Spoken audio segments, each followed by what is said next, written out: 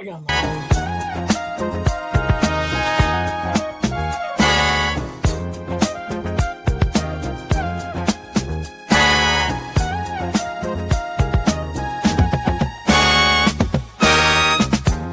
We gather round for the halftime chat. Old friends cracking jokes and talking stats. From life's little games to the greatest plays. Love and the stories from the old glory days. With Philly's heart and coach's cheer, we break it down every moment, dear.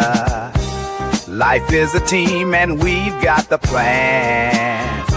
Sports, love, and laughter, that's who we am.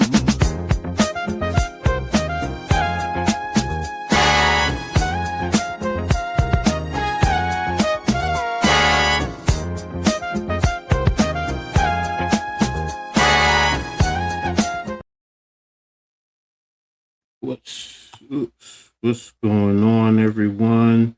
Don't know what happened at halftime. He was just here. But welcome to another episode of the Halftime Coaching Adjustment Show. I'm Coach Ed, and just waiting for my brother from another mother, Halftime, to tap back in. Two old farts here to just talk about sports, life, love, whatever, when it comes Sorry, to everybody. I don't know what happened, man. Hey, man, it happens. So, it's not a big issue. So I touched something. I was all good, but I touched something and it didn't work out good. At least you didn't touch yourself. There you go. So, but we appreciate everyone for being here, rocking with us for episode 42 of the Halftime Coaching Adjustment Show. Thank you guys for the continued support. Appreciate everyone. So, y'all know the routine as we get into everything. Make sure y'all hit that like button, sub up if you haven't already done so, and get notified. So when we put out new content, you know what's out there. And make sure y'all hit the comments. You're a part of this. So you're part of the family. Let us know what you're thinking. Appreciate everyone. So again, halftime, how you doing, bro? Just pushing through. Now how it goes. Yeah, I know you were saying it when we were going on your back, so I'm like, Yeah, okay. back, my hip. Remember that song, Coach? I'm gonna put my hand on your hip, your hip. Now I'm over here like, oh my God, my hip. I got my hand on my own damn hip. I know I'm that gonna need one of one. them. I know the song "My Neck, My Back." I ain't gonna say the rest of it, but Yup. yeah. But now I feel you, bro. I feel the same way sometimes. So, but really excited to get into today's show. So hope you all are ready to rock and roll with us. Just posting this on Twitter too. So, and let's see, you already got somebody in the chat. What's up, Arku? So much negativity going on online. Man, there's negativity everywhere. So, what did Jay say? R2 is negativity. Yeah, what did Jay-Z say? Just brush that off your shoulder. That's it, man. Brush it off your shoulder, let it go. Yeah, sometimes you can't let it get to you. So, with Philly halftime and the coach. So there we go. Got it on Twitter. So, bam. Come on. See, this is technology for you. I got the computer, got the TV on, I got my phone. Man, I'm all over the place, man. So, but yeah, so much negativity. What's up, Charles? Appreciate you, man. Thank you for always tapping in. Yeah, if them subs is free, man. It helps us. Hey, it's free for you. You know what they're saying. If it's free, it's for me. So, appreciate all the support, fan base complaining, even though the team's in first place. I mean, cool. I mean, when the Yankees are in first place, we complain. So I get you. I understand. So, that's just the reality of life. And, in this day and age, and there's always something to complain about. So, but Everybody complains about something. yeah, thank you, man. This is powerful. Powerful So indeed.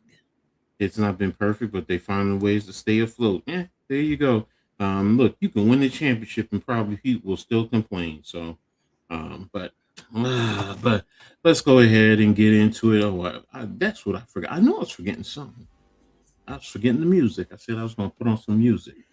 So, and there we go. All right. So, first topic for today. Got a little graphic here for us too. Can the Philadelphia Eagles offensive line stabilize the offense under a new offensive coordinator? What's your thoughts, halftime? Do you think you guys offensive line will be able to help your offense, especially when you're first starting out and everyone's trying to get acclimated? Well, we got a new offensive line coach. We have a new offensive coordinator. We have two guys on the offensive line that want to retire. Lane Johnson's talking retirement. And I think it's Dickerson was talking about retiring. But they got their rings. They want to retire, and they're like, and now I'm hearing that the new offensive coordinator, the scheme that he's calling, some of these offensive people are complaining about it. Lemon said it, but there's other guys behind him saying that it's too busybody. You got too much shit going on. And I mean, everybody's like, oh, well, that's just a rookie Lemon saying it. No, other people are saying it too. You know what I mean? Oh, God, sorry to hear that. Lemon, everybody goes, oh, well, he's just a rookie, For a minute there, you said he was better than A.J. Brown. You know what I mean? They're like, don't worry about A.J. Brown no more. Halftime, we got Lemon. He's going to be just as good. He's a number one wide receiver. That's what they were saying to me, Now, all of a sudden, Lemon said this. Oh, he's a rookie. They make their excuses. I told you it's coming. And like I said. Yeah, I get it. That's why I said it's going to be, we're going to drop down. Where everybody, the Giants, Dallas, are going to be closer to us because we lost a lot. Here's the one thing. Our guys are getting older. I get that, but there's one thing in all my years of experience, and I didn't know he was part of the Masked Singer, Jordan Mailata. Okay. But here's the thing. The Eagles find themselves in a spot most NFL teams dream of. All the starters on the offensive line return for another year. Not only that, but all 5 projected starters were drafted by the Eagles. Continuity on the offensive line is one of the biggest things, one of the biggest keys to success. I can tell you from experience, when you have an offensive line that has been together for years, you're drafted, you're in the program. Yes, I understand you have a new offensive line, but that's why I posed this question. When you have an offensive line that's together, they literally know what the others are thinking, and and when you line up and you look at the defense, you all see the same thing right off the bat. You're trained together, you work together. That also helps the skill guys to feel comfortable in going out there to do their job. You just lost your offensive line coach.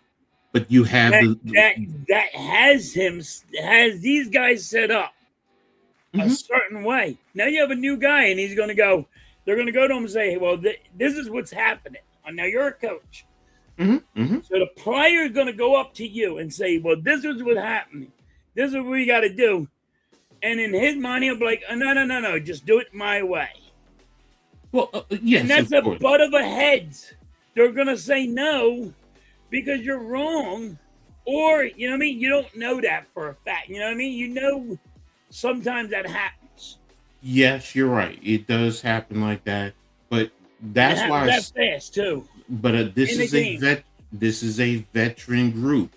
So any smart coach. Now I don't know the offensive line coach, so and you're right. He could be very egotistical, and it's all about him and his way and the highway. And I get it. Yes. But if you're a smart coach, you go to your players and you talk to them, and you find out how did they do things because it was successful. So you Right. don't want to you don't want to change it. You may want to tweak a few things. I get that. Every coach wants to tweak certain things, Because if they but want it their way, they want to make it theirs. yes, you want to make it They don't theirs. want to run the same process that they've been working with. If They it's want to, if it's he broke, wants to change it his way. it ain't broke. So it's Could it be going to be good? hard. Could it be bad? No, you're I right. don't know. You're right. I was just saying in terms of what you're like for example, if I was offered the job and I took the job, I'm not coming in here trying to change a lot of things. I'm going to tweak the little things. I'm going to look at your techniques and Right. see what I can help you out there. But you know what? What do you guys see when you come up to the line of scrimmage and this is the call? We identify this is the mic, and we have a run going this way. What are you guys trying to do? What did you do in the past? I'm going to talk to the new OC. What is he looking for? I'm going to talk to the head coach. Here's the other thing. I'm also going to talk to the defensive coordinator to find out what did you guys do? What did they do last year against you in practice Right. that you felt was that caused you a lot of problems? Because I'm trying to get all the information. So yes, that's why I say continuity is a big thing. And that's why to you, a lot of teams, like you talk about the Giants. Yeah, the Giants have new pieces here or there. They're not bringing back the same 5 starters. Now they got 4, but there's one that's a rookie, so that still takes time to develop. Dallas, Washington. When you bring in one new player on the offensive line, changes everything, and it takes time. That's And why now I say you got a offensive line coach, a new offensive coordinator. Mhm. I mean, it changes a lot. And that's what I've been trying to beat down to everybody. It ain't going to be the same team that you've been keeps on seeing because they're going to change things. Okay, God. And once again, shame on me, for believing you got an offensive coordinator that never called a play once. Shame on me twice. The third time, give me a fucking break.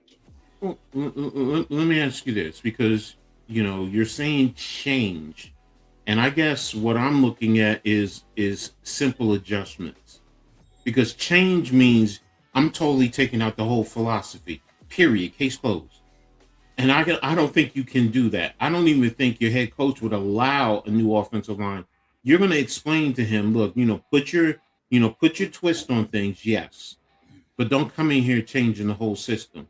Because you also have, like you said, you have a new coordinator, so he is going to put his tweaks on it. But there's going to be a lot of things that are still going to be the same.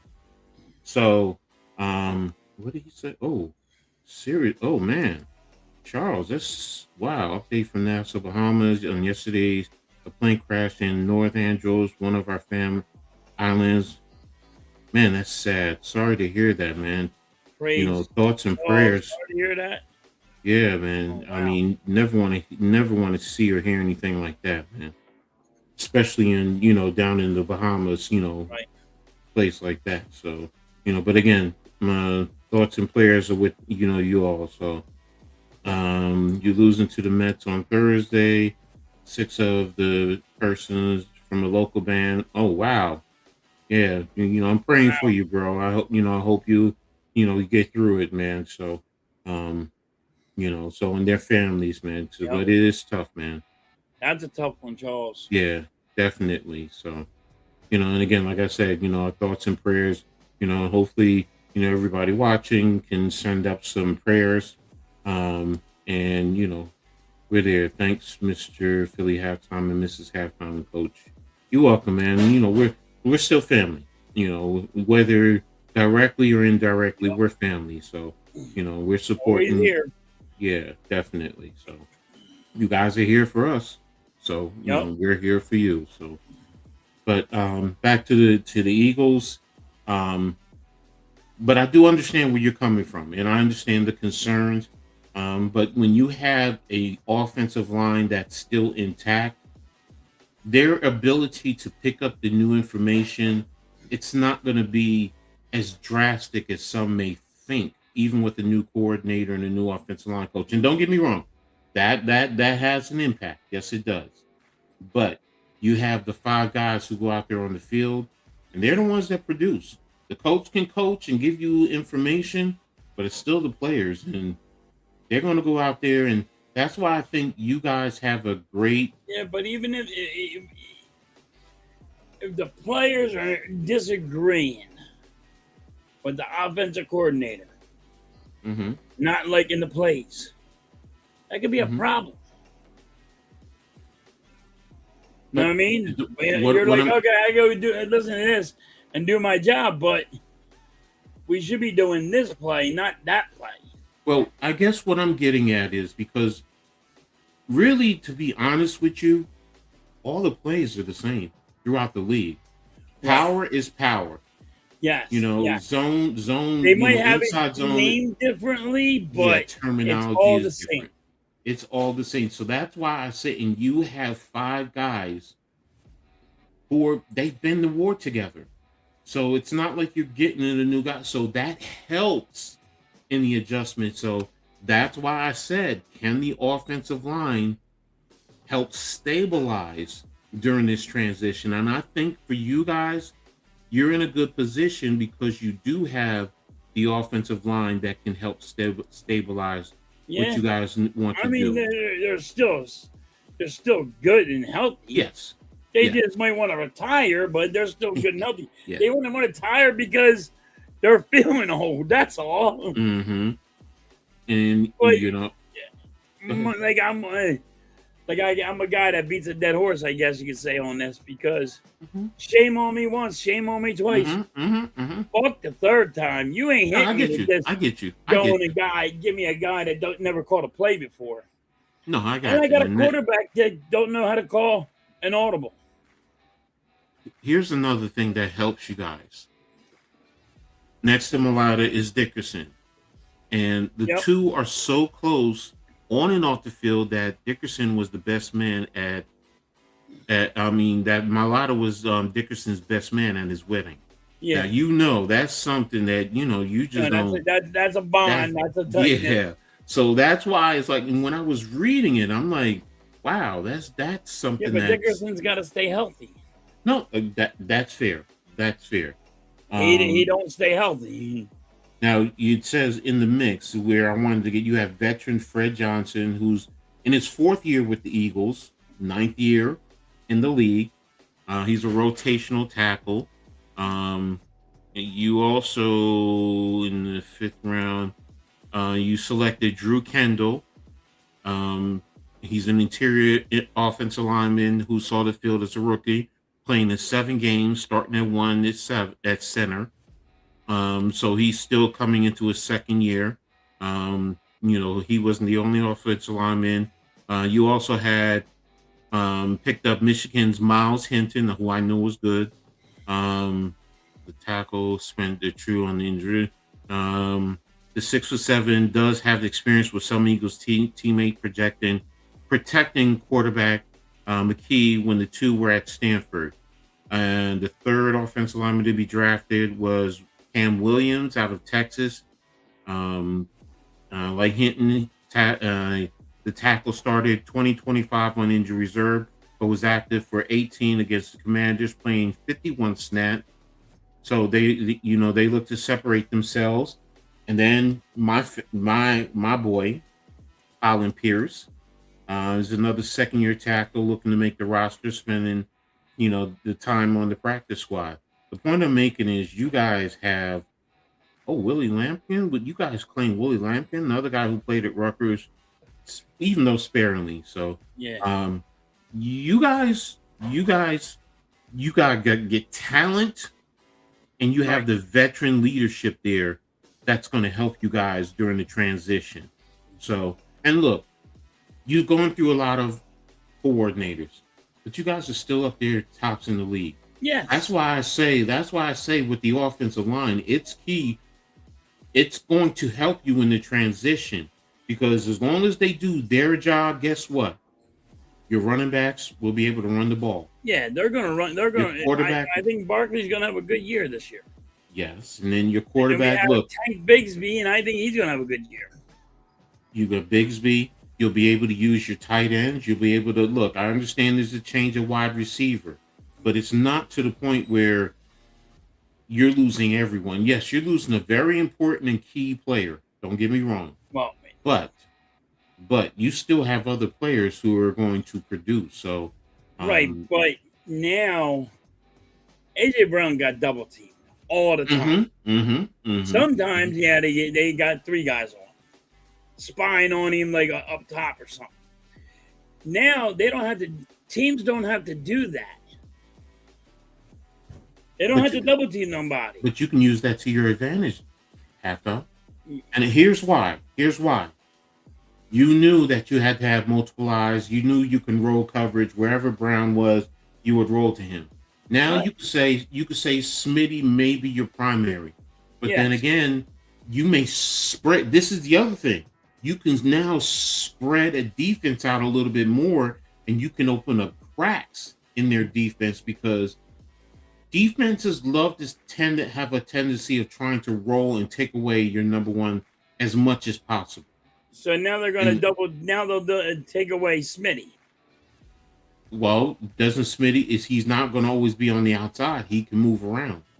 And that's the hard thing to do when someone is moving around, whether he's in the slot, whether he's a motion guy, whether he is on the line, because now and that's why I was saying, and it opens up opens up the defense because now guess what? You could use a tight end as a big body guy to replace Brown, and you can do that right in the seams sometimes, right in the slot to the seams, which now, okay, the defense, how do you call it? So that's why when I go back to my initial point with the offensive line, if your offensive line is open up the lanes and you guys, like you said, Saquon, you're hoping and expecting him to have a good season. Right. Now that opens up play action with your passing game because you took Brown out of the equation. Which now, as a defensive coordinator, it's like, okay, now I got it. And you have a new offensive coordinator, so I can't pick up on his tendencies right away. You know what I mean? Like, no, I get it, but that's the thing. Questions. I mean, shoot, if I got a guy that knows how to call plays, that's a different story. No, I get you. It's a double-edged sword. When you got guys that don't know how to call play, you're like, how the fuck can you keep on trying to run up the middle when you should be running on the side? Because that's when Barkley freaking takes off. And what happens if this is a very smart guy and he's the missing piece that you guys have been wanting, and now he comes in and then he puts the puzzle together, and now you're out here balling. Then you're going to be like, oh my gosh, he's the greatest gift to the game of football. No, not me. Not me. Hey, look, let me tell you something. I never turn my freaking wings, buddy. I keep it one way. We'll see. No, I get it. It's like a we'll see. You want to wait and see. I gotta wait and see. I just gotta wait and see. These are the questions marks I have for the Eagles. No, and that's it ain't there. The players. It ain't the players. Mm-hmm. It's an offensive line coach. It's it's a freaking shoot. They're talking about if we don't make it to the playoffs, Nick Sirianni gets fired. They're talking about Jalen Hurts not getting re-signed because the Eagles don't want him no more. I get it, bro. These are the talks. It ain't just me just rambling. No. I get it. I get what you're saying. But I'll say this: as a Giants fan, I would switch with you in a heartbeat. Why? Because you have continuity. Everything that you're complaining about, I would love to have right now. I would love to have it because why? We have a new coach coming in. We have a whole lot of things. Just like you have questions, we have You questions. gotta have So, questions. I mean, even so, though you got a good head coach and mhm. all, you still have to have questions. Like, is your running back going to be healthy this year? Is your when's your wide receiver back? Exactly. How you But get wide receiver? What you know what I mean? Your wide receiver's hurt, and when's he going to be back here? But who's going to be helping him? and You guys got a that lot of questions too. that's Dallas the got a point. lot of questions. Every Everyone but team has questions. questions, exactly. But what the point is, your questions are a little bit are a lot less than what the Giants Right, have. So right. I will say that. Mine So is just doing, hey, fool me once, fool me twice. no, I You get ain't it. I fooling get this it. guy 3 times. I get it. I get it. And talking about the Giants, the question I have, oops, oops, what the hell, Edward? Show. I This think is that supposed to be linebacker for you guys is going to which be a beast. the new additions are positioned to play the biggest roles. And for the Giants, you have two linebackers. You have Edmonds, who came over from Chicago, and you have Arvell Reese, who the Giants drafted in the first round. I think You know, he's going to be a beast. but here's the other one. You have other key pieces, Falele, which many Giants fans are not, but he's a big mamma jam on that offensive line. And you have Likely as the tight end, who's the flex tight end who can help, allows you to run two tight end sets, can help in the run game. But you also have a new head coach. That's why I say, who will impact the Giants overall? Um, who can have the biggest impact? And to start with me, it's going to be the coach. It's going to be the coach. Has to Because be. when I look at last year, with and here's the thing though. Last year, the Giants lost a lot of single digit games. Right. They lost a lot of but if you Yeah. had John R. Harbaugh, you at least win half of those, if not the vast majority of them. So to me, he has the biggest impact. Now the players on the field, they have to produce, and you're right. Arvell Reese, he's young. You have Mali Anala on the offensive line, another first rounder. So we have a lot of young talent. Edmonds, he can help guide Reese because they're literally identical in terms of build, athleticism. So he can help him, and he's experienced. And look, Edmonds is also young too. So he's only I think he's 29. So it's not like he's a 30 plus guy. Yeah, he's not old So by no means. but the biggest impact for me will be the head coach to start. Right. So Well, that's because you got a new coach and you had the players, but they had to believe in his philosophy.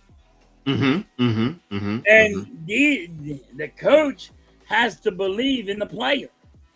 Exactly. And this day, these kids, these young guys now playing football, has a mouth on them. Oh, you don't know shit. You don't know shit. To these coaches, some of these coaches, Harbaugh is a good coach, and he has to have faith in his team, his players, and they have to trust him. Just like the Eagles they got to trust their offensive coordinator. Got to trust them. It's the same situation. No, you're right. But to me, that's also the beauty of the game. When you have new situations like that, there's that energy. I get where you're coming from because you've been through it so many times. So it's different from the Giants where Harbaugh's coming in brand new. You've gone through coordinators multiple times over and over. And Jalen Hurts, again. from college to the pros, always has a new offensive coordinator. So yes, I get it. I get the apprehension coming from your. It's a difference, but yours a little bit better. Yeah, you say mine is better. You would want to be where the Giants is right now. Your coach is better. Yes, okay. No, Your coach is better. No, I get you. So, but yeah, no, I mean that's the beauty of this whole thing, and like you said, you said the Giants you think will come in second in the division. Yeah, So, I think you guys are beating Dallas. So with that, and that's what I'm hoping. Look, most of the prognosticators are actually picking Dallas. And I've seen many who have put the Giants. I know many. Did Dallas get probably the best player in the draft? Yes. But, I mean, that's my opinion. But I still think the way that the Giants are handling things from the outside looking in, I think you guys are really going to be better than Dallas. I think Dallas, because of Dak Prescott, and, they're going to be, they got the same coach. They got Dak Prescott is still the same quarterback. They're going to run. They're going to still have the same issues over and over and over again. They don't want to really change that much because they're looking at like, hey, we're almost there, and they think they can do it with the same team.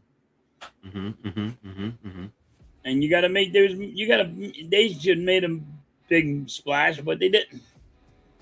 Looking at the Giants, what is your biggest concern in terms of players? Who do you think is a player or a position group that could give you the Eagles the biggest trouble? You're running back. Okay. So Scatterable. The reason why you're running back is he's like Mike Allstott. From is that his name from Tampa Bay back in the day? I got his name right? Yeah, Mike Allstott. Yes. You know how bad with names, coach. So that guy is a tank. He's a beast, and he can move. You got like a two-headed monster, So, and what does Harbaugh like to do? Likes to run the football. He loves to run the ball. He loves to run the ball. He'll run it with the quarterback. He'll run it with the running back. He'll freaking have. He always gets those swing plays going around. This is what he does. He loves running the ball. He will move that ball all the way around every which way he can. And you're right. I think you got a good coach, though. He thinks out of the box. Now, he's not like, here's the blueprint, how to run a team. I'm going to run it just like this. He'll think out of the box. But no, he will. Running game, like right now, your wide receivers are hurt. Because as soon as comes back, then I think you'll be okay. Yeah, I think you need one more another wide receiver, but the right now I will say this in terms of the wide receiver room, with Mooney, Neighbors, right? Yeah, neighbors is hurt. So I don't know hurt. when he's coming back, but since he's hurt, I think you're going to be struggling at wide receiver for a little bit. See, yeah, there's conflicting reports, with Neighbors. Some say he can be at the start of the season. Some saying week 5 or week 6. We don't know. Yeah, that's what I heard. I heard week 6 or week 5. And if that's the case, that's an issue for you. It can be, but again, if here's the thing. If you play complementary football and you get the run game going, yes, and you can play sound defense. Now look, I'm not saying we are bereft for wide receivers. I mean, Mooney, Alston, don't forget you have Juju Smith-Schuster. I mean, you have Odell Beckham Jr. They're fighting for a spot. Slayton, I get it. Slayton has the issues with the dropsies, but if he's focused and he's producing, he's still a good third type of receiver. And then we have Fields, the rookie, who's roughly about 6'5", who's a big body type of guy. And here's the other thing. He's probably our best blocking receiver because he likes to block. And then there's the other thing with the Giants. Like, this is the thing that I'm intrigued. You can go Likely and you can go Theo Johnson and play double 2 tight ends, and you can even flex Likely out to make him a third wide receiver in the passing game. So it's like, that's why I'm like, okay, well, everyone's going, oh, we don't have wide receivers. Whoa. Understand offense. Let's see what they're going to do. And then look, here's another thing. You got Patrick Ricard. Don't forget the big summer gun was the fullback in Baltimore, 6'3", 300 pounds, and plays fullback. Right. And he plays a fullback and a tight end type of a deal. And he could sometimes sneak out and catch the ball into the flat and surprise you. But his biggest thing is opening up the holes in the running game, or if you bring him in a passing situation to help protect the quarterback, because he's like a 6 offensive lineman. So I'm like, let's roll it back. Let's see. I'm not ready to, go into doom is gloom.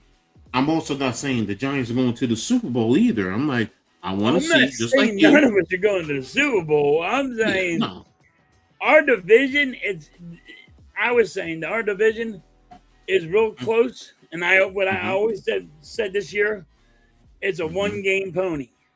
It will be one game that decides who's going to be in first place. It's going to be the Eagles or the Giants.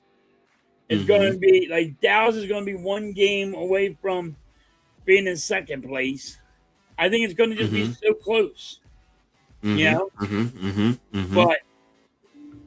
I think Commanders need a little help, but because I don't trust nobody can stay healthy on the Commanders. So but that's any team. See, I get injuries right now. On the Giants, everybody can fall down. Everybody can fall down on the Eagles. I mean, injuries are football is a brutal sport. It's part of the game. That's why yes, I understand you want to factor in injury history and all of that, but the level some fans go to when it comes to injuries, like it's doom is gloom. Hello. Well, it's the next man up mentality. Yes, man. Look at the Eagles. Next man up. Howie Roseman got us built where, all right, if that guy's hurt, the next guys could be starting on a different team. You know what I mean? If you want to look at offensive line, if you want to look at running backs, wherever you want to look, even wide receivers, they're like, well, you guys are stacked. That's how Howie Roseman set it up. Problem is the coaches, can these coaches get these guys and get them in a winning way? And just like, the Giants, just like Dallas, like them all. Yeah. Arco, I will tell you this. If your defense, because you have some talent there on Dallas, we know what they have on the offensive side of the ball.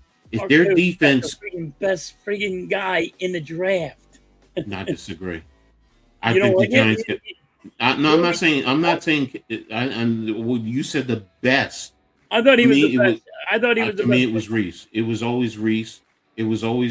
Initially, I thought Reese was going as high as 2. Like when I did my preview of the guys that I wanted for the Giants, Reese was one of the ones. But I thought it was going to be who went to the Redskins. I thought that's who we were going to take. But when Reese dropped, I'm like, no, take him. You got to take him because of what he brings, not just his versatility, the way that he plays. And I'm not saying Banks is not a good player. He's a hell of a player. He definitely is. But the problem is, and it's not that I'm discrediting his position, because you can play him down into the box as well as play him back. But it's more of 9 times out of 10, you're probably going to use him more on the back end to help your defense, where Reese is right in the middle of it. He can help in the run game and he can help in the pass game because he's at the second level. So, but again, that was my personal opinion. It's 2 different opinions. That's okay. No, I agree. And like I said, Banks is a hell of a player, man. And I thought he was like I like him a lot. That's all. Star Wars says Eagles will be 1-16. Oh my God, Star Wars. Star Wars, that'll never happen again. It has happened, Star Wars, but Yeah, it'll never happen yeah. again. It was only 1-14, I believe, or 1-13. No, that was Kotite. Richie Kotite was your Yeah, head that coach, I was with believe. Kotite. Yeah, That'll so never happen again. That was like a blackout season. that was I in ain't the got to 80s, watch right? one goddamn game. That was the 80s, right? Yeah, that Yeah, was in the 80s. Because yeah. he came from the Jets to you He went guys. to Yeah, the Jets, came here, and then went back to the Jets. yeah. And yeah, Arco, that's my point. If you're top 15, 16-ish with that offense, it's going to be tough, man. It's going to Yep. be tough, So, and that to me, that's the beauty of this game. That's why I love it. I'll always get. I know I get hate, and I'm biased with it, but football is the best team sport ever. It is the Yes. ultimate It's a team team sport. sport. Not just So, one person wins it and nope, not one person just loses it. nope. Nope. There's always that misconception of, the quarterback, but shout out to my man, Big Pat. He said it best when he articulated this. The quarterback position is the most dependent position in all of sports, and it is. The quarterback is dependent on the offensive line. It is dependent on the running backs. It's dependent on the tight ends and receivers. It's dependent on the defense. Very few quarterbacks can go out there and be, you know, Lamar Jackson in a sense, or a Josh Allen, to run all over the field and create, Right. or a Michael Vick back in the day. Most quarterbacks got to stand there, get the ball to the playmakers, and let the playmakers go do their thing. So, point being is every position, even on the offensive line, you need every last one of those offensive line to play together. Yeah, If they one gotta guy hold up. breaks Gotta down, hold up, or they're getting somebody yeah, sacked. it helps. So that's why football to me is the ultimate team sport. It's Right. not like basketball. So, look, say what you want. You get a Michael Jordan or, guys like that. Sometimes they can take over the game and win it. Right. Same thing in baseball. You can have a pitcher who can just shut an offense down and Shut just, everybody down. yeah. But football, you still need everybody to do their job. So, Yep. that's why to me it's the ultimate team sport and the best team sport that's out there. So, That's why it's the but most exciting sport. yes, yes, yes. So, I but mean, baseball, you'd like people. Some people just can't stand baseball because they're, oh my God, it takes too long, and it's so you gotta love defense if you want to watch baseball. mm-hmm, You know mm-hmm, what I mm-hmm, mean? mm-hmm. Basketball, there's no defense anymore. They're just, oh, look at that guy shoot. Oh, look at that guy shoot. Exactly, exactly. So, all right. So we're gonna go ahead and move on, and we're gonna talk a little bit of basketball. Um, so far, summer league just started. Um, and it's an exciting time right now with the season that just closed, but the draft and what's going on right now out there.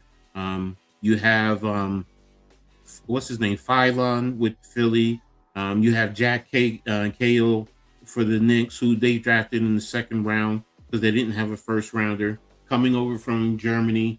So we weren't even expecting him to be on the summer league squad, and they just his international team, because he's going to be a stash player, and his international team said, "Yeah, you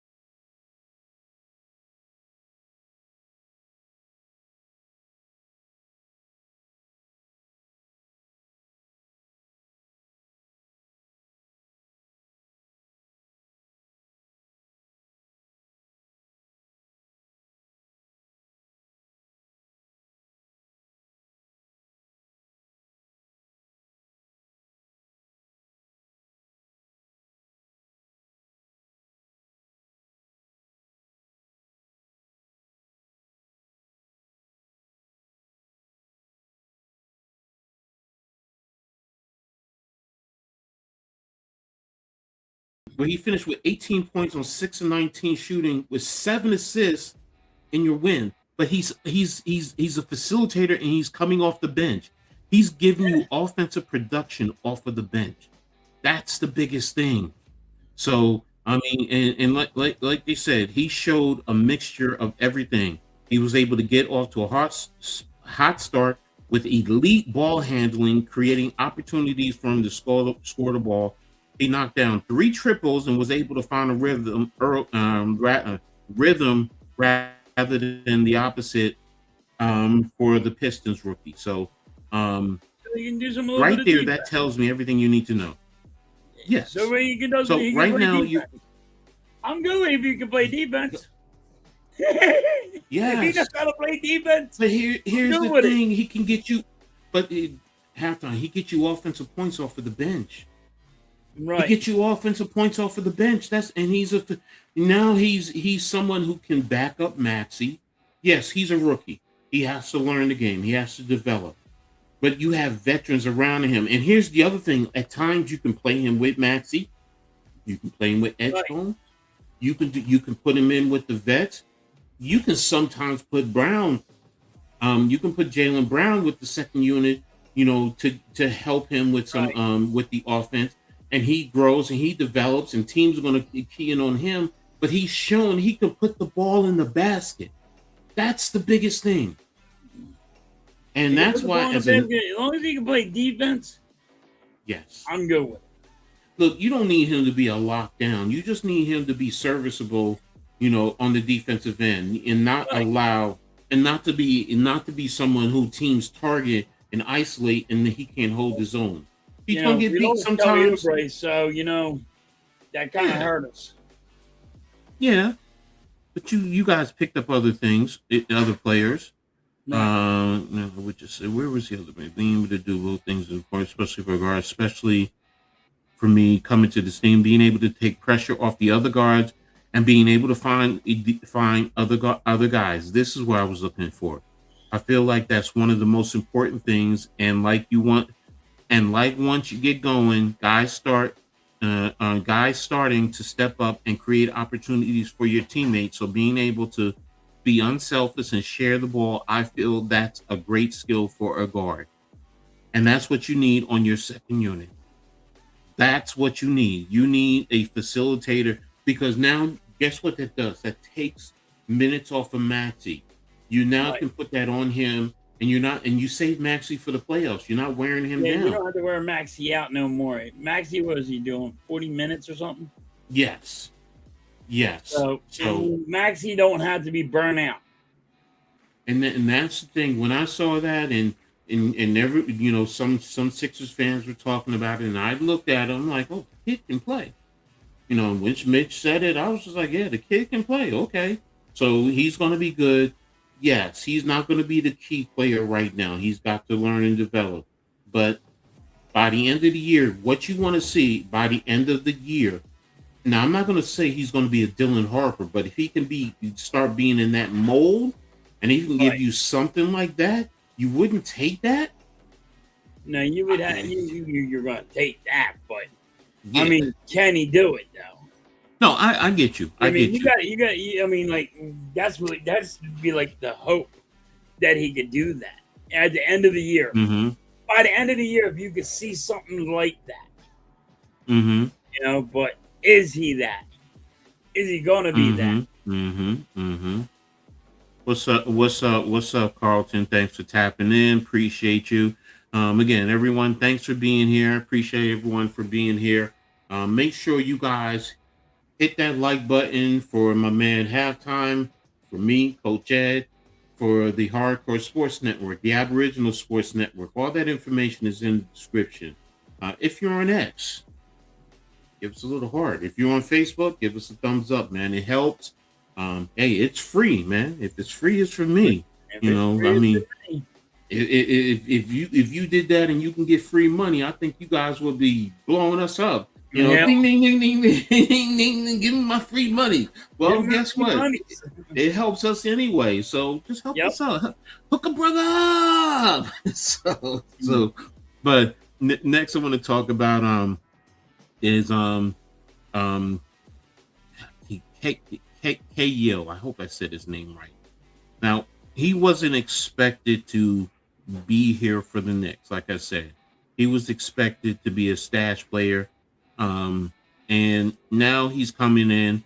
Now, look, on one side, he's going to take opportunities away from other players. But he's not going to take away from key players that we were looking for. Diawara, Dadier, who were on the roster last year and won a championship, and Tyler Nickel, who we drafted after KL. KL is more the point guard. Nickel is a wing, but he's a 3-point shooter. I will say this: yesterday, that's all everyone kept saying about Nickel. He was killing them with threes. He hit 6 threes yesterday. I think he was 6 for 11 overall, but 6 for 10 from 3-point line. So he was 60% from the 3-point area. Now, KO didn't play. Like I said, he just came in, but he's taking opportunities from other guys who were trying to show their wares to get into the league. So, but KO, where was it? He's not taking away from Dadier, Dayar, Nickel. While all 4 have room to grow this summer. Where was so he's gonna be deep in the bench, right? This guy right here? He's going to be overseas. I mean, if you look at his numbers, now this is over in Germany. Right. He's pretty much averaging about 22 points, roughly about about 6, maybe 5 or 6 rebounds, giving you about 3.5 assists. So he's productive. Now, if he comes here, when he comes here, he's not going to be, asked to do a lot. But, he could be a reason why we ship out Kolek, because that's the thing. Now, he's also, here it is, Jaden Atkins, who was among the most highly anticipated players outside of the aforementioned names, will take the biggest hit. This 6'4" guard who averaged 14.7 points, 4 rebounds in the G League. He would have been the lead guard if KO remained out, but that changed. And that's what I wanted to talk about right there. So, because one of the things the Knicks are looking for is a center. So we may have to, and we have an abundance of guards. So if we shift out a guard, we need somebody to replace him. So, you heard some things about Nickel. So I know he's from West Virginia, but he's a 3-point demon. So he and all the clips that I show, quick release. He's 6'7", so he's tall, he's lanky, but he has a good release and he moves well with the ball.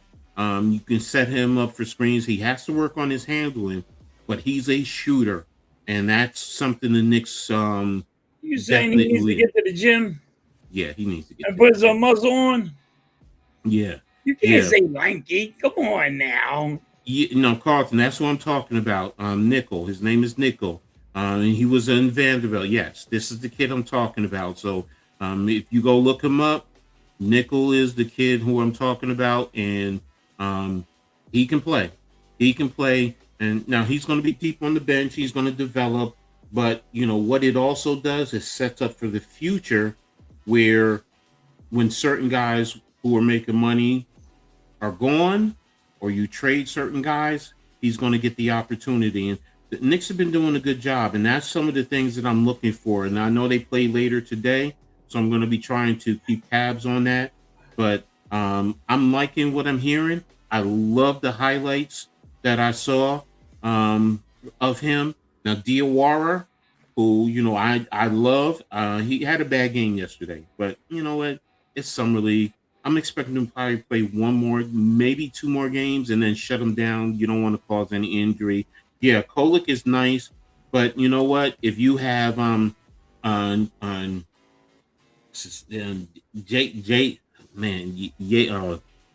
his name? Kayil, sorry, Kayil. If he can develop into a facilitator, then you know what, you can afford to let Kolek go and use him as trade bait, because the Knicks also want 1 more center. That's the biggest thing. So That's where it lies with the Knicks. So, and again, that's why with the Knicks, that's what you look for with the young players. You're not really looking for guys to come in and be key. Well, you're not looking for them to be major players, but you're looking for them to play a role and to help out when necessary. Yes. And then this way, guys like, if you trade Kolek, I've even heard talking about Deuce McBride. I'm like, but if you if you need him to get you the asset you need, then you got to do what you got to do, and you got to have guys to replace him. So both teams, New York and Philly, Summer League. Look, I'll say to fans for both teams, don't come out here thinking about, you're going to win the Summer League championship. Man, that's not important. Warm up and try to figure things out. These kids, they're kids. They got to figure shit out. But you want them for depth pieces on your roster. You have your core.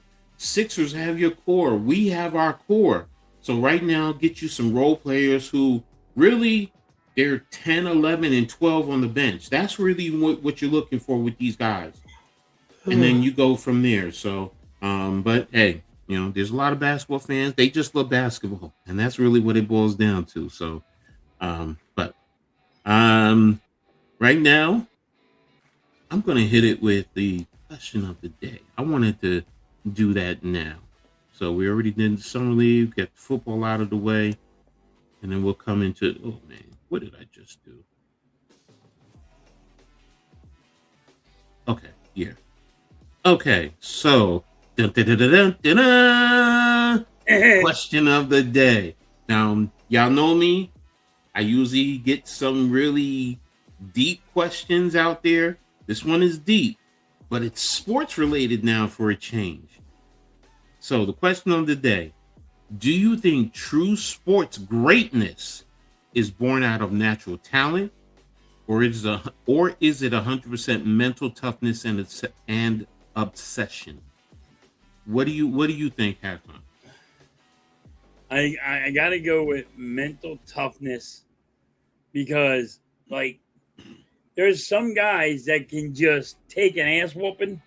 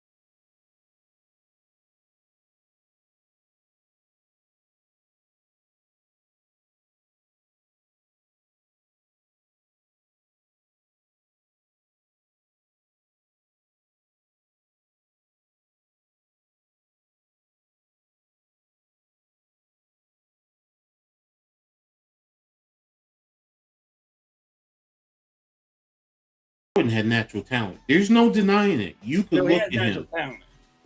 But the greatest mental toughness that I think of when I think about him is that time when he played, I think it was Utah, and he was sick. He had the flu.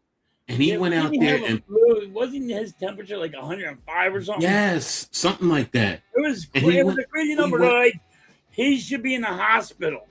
He should not be playing. He is playing. And I believe his dad just died. No, that was after. I think that was after. I think that was after. It was at the same time or something. Yeah. So and that's the thing, I mean, Kobe. Remember when Kobe he hurt his Achilles, and Yep. he got fouled and he went and played. Yep. He played through a torn Achilles. I think about LT. I remember the Saints game where LT played with such great pain. They had to put a harness on his shoulder, Yep. and he was still out there balling. Reggie White was another one that was out there. They have the talent, but their mental. Remember Emmett Smith? They just wrapped his Yep. arm. Yep. He said, "Just hand me the fucking ball," and he ran for what, another 200 yards, I think, yes. with a freaking arm that's in a sling. And that's it was dislocated. They have the talent, they have the mental fortitude, the mental toughness, they have the obsession to be great. Yep. So to me, greatness encompasses all of it. It really does. Because you gotta want it. I've seen so many guys who are talented who are they just rely on their talent. They get lazy. But no, when you're great, when you want to be great, you go out there and you put it all on the line. And like you said, you got to deal with the people playing mind games with you. But you still go out there and you produce and you do what you got to do. You don't rely just on your talent. You rely on your mind. Because that's what I always say. Sports is like chess to me. Yes, I use the mindset. But that's what I say too. I'm with you 100% on that. But it's a chess game, and all sports is all a chess game. Yes, but then you also have to know that what, I got the physical talent, I got the physical ability. Now, if I can use my ability to mess with the opposition's head, that goes even further.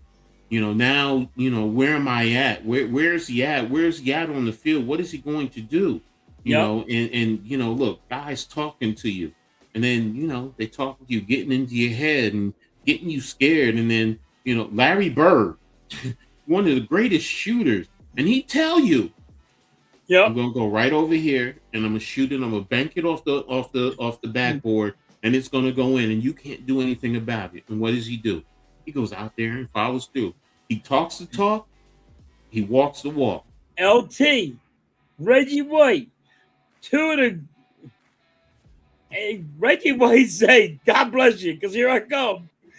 Mm-hmm. And he just take a man that weighs 350 with one arm and throws him. LT like, listen, I'm gonna come right between the both of yous, and your ass is mine. And he say just like that. And he tell you, I'm coming through you, I'm gonna whoop your ass, and I'm gonna get to the quarterback, and there's not a damn thing you can do about it. I said, I'm going through both you guys. Yes. It ain't even just one. I want both yous. I want to take on two guys at once. I'm not going around yous.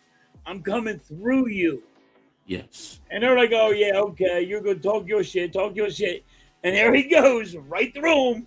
Mm-hmm. Like, yo, you guys just let him go. They're like, no, we didn't let him go. He manhandled us. Exactly. So that to me is a sign of greatness. And when you watch your sports teams, don't just look at the physical skills and the gifts. See how they mentally think the game. So that's the beauty of sports for me. When I watch sports, I like watching not just what you're doing on the field, but how do you set things up? So do you set things up where in the first quarter or first half, you're doing something that sets up something in the second half or the second period or whatever, that you're like, you can tell that the opposition is frustrated or they're scared. They're literally standing in their own piss because I can't stop them. So, I mean, look, you gotta do whatever you want, but you just can't stop what's about I used to love watching baseball. Everybody don't understand it, but this is why it's always a chess game. Like, let's go with baseball for a minute. The pitcher is trying to get into the batter's head. The batter is trying to get into the pitcher's head. And that's why I said, this time clock thing where they got to get the ball out and all. It is, you're hurting the mindset. the mind fuck that they're both trying to do. Because it takes too long. Because the game takes too long. Because they're trying to get in each other's heads. Even it happened in baseball for so 100 years, over 100 years. You know what I mean? Like, but it happens in all sports, even in basketball, baseball, football, hockey. You know, Wayne Gretzky used to sit and lean on the freaking thing and say he watched a play develop. And he would just sit there, be talking to the guys. He goes, yo, give me 1 minute. I gotta go score it right here. Take off and say, all right, I saw it set up. Bam. Pucks in another. Like, yo, what did you see? You didn't see that? Gave me enough to know. Here I am. I'm going to go score real quick. You know, Wayne Gretzky said to himself, he goes, just watch the play to develop. And people get in each other's heads, but that's how you know when you're great. When you're great, you can sit back and watch it develop and then, you know, feed on it. Another great one that I loved watching when they were younger, and I mean, I know she just came back, is Serena Williams.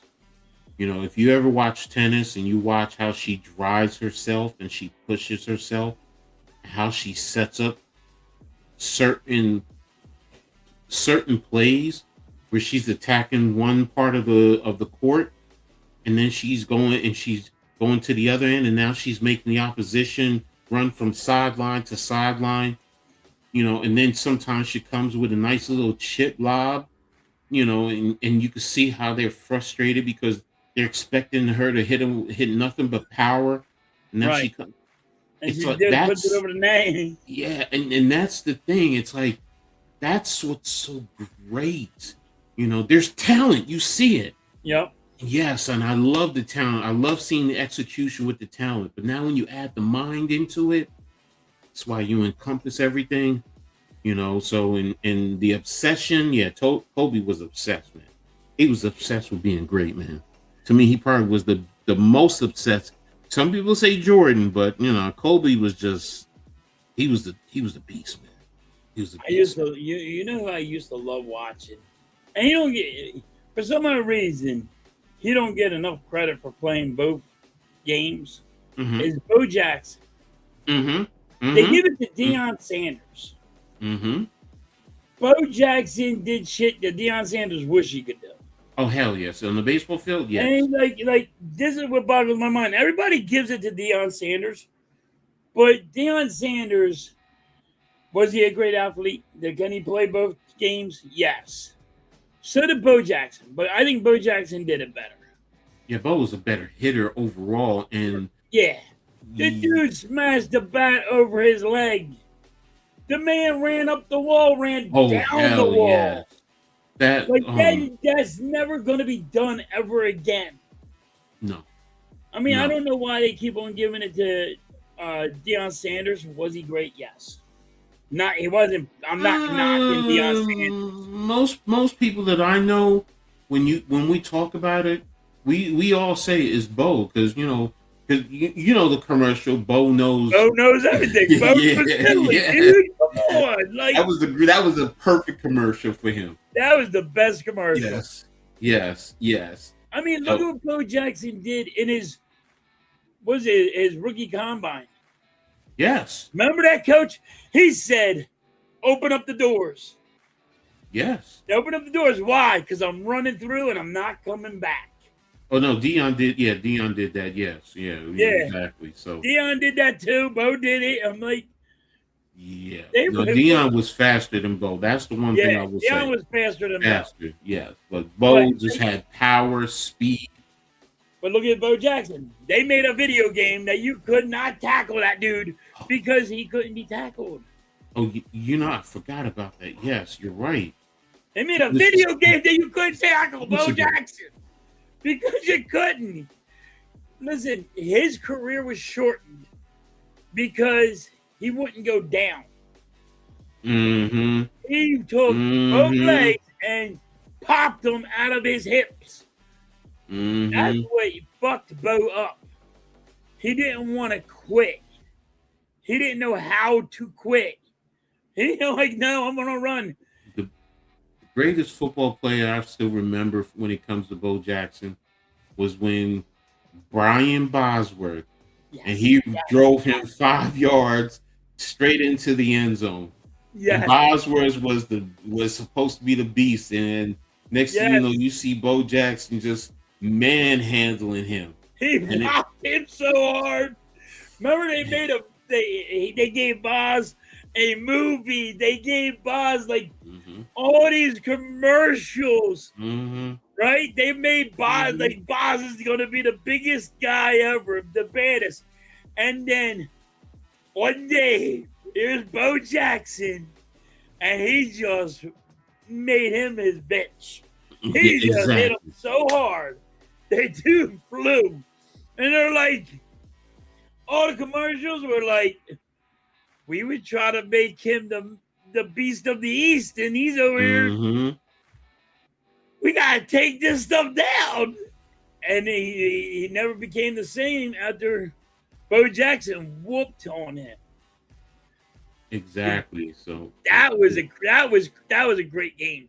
Yes, it was, and that's why to me it's just when I see that, I mean, you could talk about his blazing speed when he ran, you know, that long touchdown run. I think it was like 90 something yards. Yeah, but nothing tops that when he just manhandled.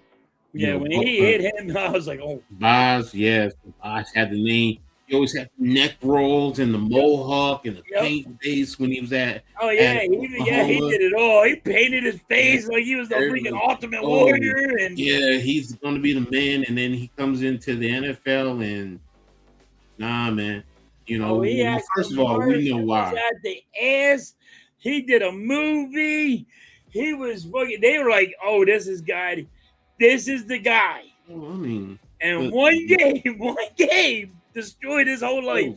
We know why, though. I mean, he was all this and that because he was on the juice, man. Yes, he was on that juice, and now he was like Tony Mandarich. You know, they were on their roids, but then when you come to the NFL and you getting tested, now you got to show your ability. That's why it's like, you know, the athleticism, the ability, as well as the mental, and that broke him. And he just got clobbered. I was like, oh, here comes the break. He disappeared after that, and like you said, he went to movies. He's like, nah. Yeah, he lost everything.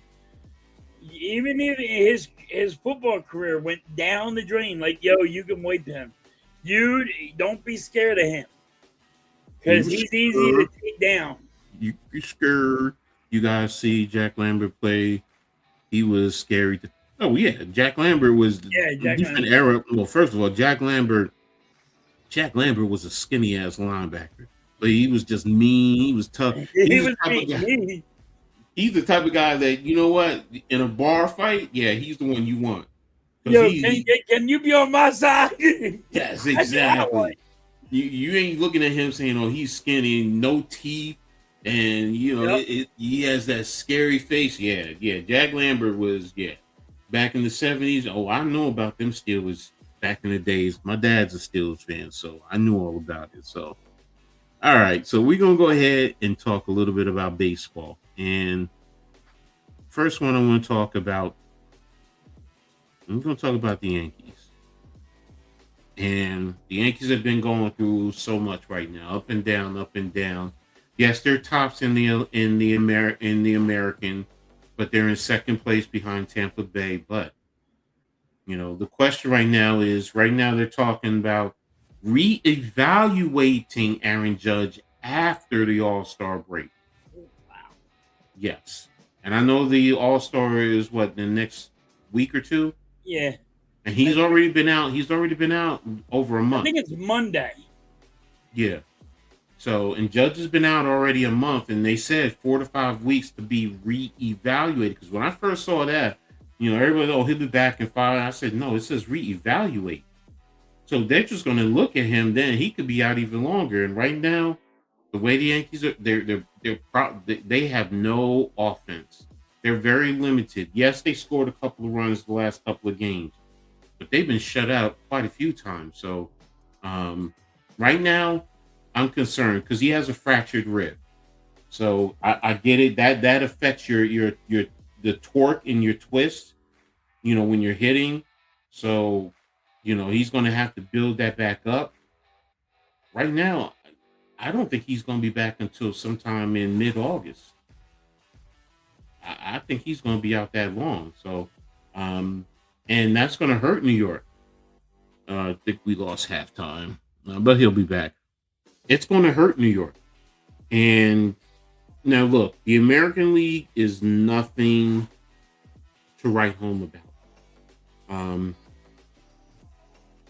so the Yankees will be fine, but right now, without Aaron Judge, they are not a championship contending baseball team. I'm sorry, they're not. You can say they are because of where they are in the standings, and I think they'll be competing all the way down, but they have a lot of problems on their roster right now. They need more hitting. They need bullpen. Halftime and I were talking about that. They need bullpen help. And for the Yankees, Aaron Judge pretty much is everything. They've been having a lot of injuries. Stanton has been out. Grisham was out. Jazz Chisholm was just out recently for a little bit. Judge, like I said, is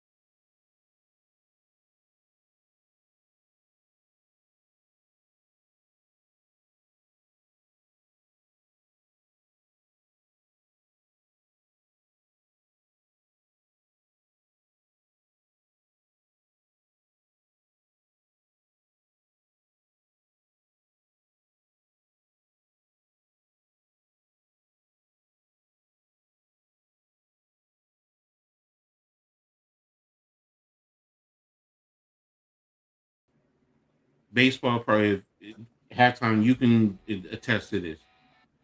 Baseball has probably